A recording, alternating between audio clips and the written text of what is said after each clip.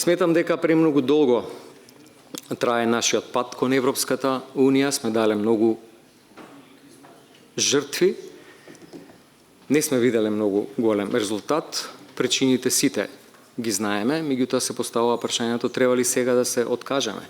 После све имам впечаток некогаш дека иако сме административно можеби поблиску, некако сме вредносно подалеку од Европската Унија, кога се споредуваме со периодот пред повеќе децении, се поставува прашањето што треба да направиме. Во следниот период ќе имаме забележително зголемување на критики заради критики.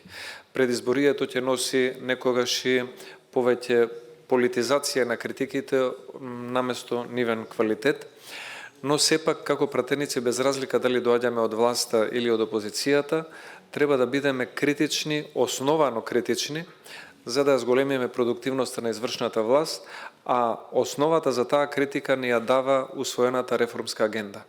Таму каде што имаме напредок во исполнувањето на превземените обврски, треба да бидеме честни и да дадеме поддршка и пофалба. Таму каде што имаме забавување на превземените реформски обврски, таму треба да бидеме критични и да дадеме зголемена мотивација на одредени министерства да работат по-ажурно.